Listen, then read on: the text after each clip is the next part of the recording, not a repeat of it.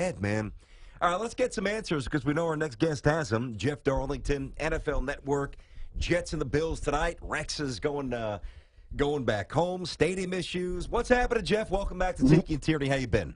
Yeah, thanks for having me on, guys. How's it going? All good. Can you explain any backdrop between or behind the Raiders maybe being open to a San Diego move if LA doesn't work out? I know you heard what we were saying.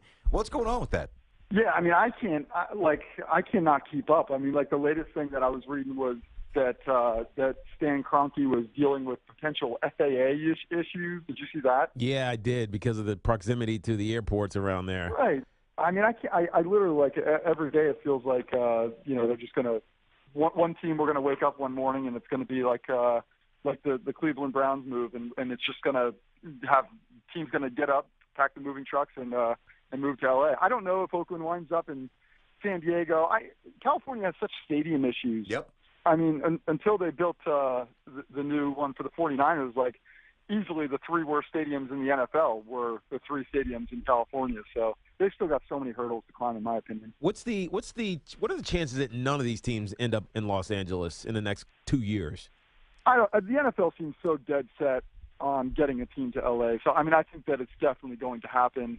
Stephen Ross, the Dolphins owner down here, I live in Fort Lauderdale, and I've talked to him about this. He's got a lot of real estate connections out in LA, and he is adamant that they'll have a team within the next couple of years. So I mean, it seems like within ownership circles they are very much on board for it. So I think despite the continued hurdles, I think that they will definitely figure something out soon. You know, Jeff, we've said this a few times on the air, and you know, we don't just pull this out of thin air. We've heard it from sources, and we know it to be true. But just so we don't come across as irresponsible, can you back up our claims that, let's face it, Mark Davis is not exactly revered in NFL circles, and they really don't necessarily want him and him being the owner of the team to go to LA. He's not thought of very well.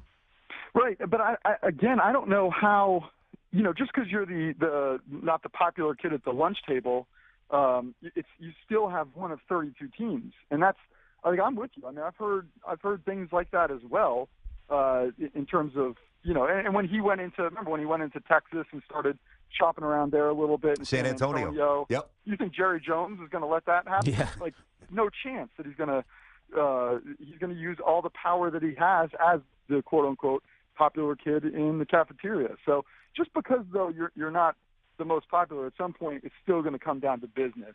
I don't know if LA wants if that franchise should be the Raiders organization going back down there.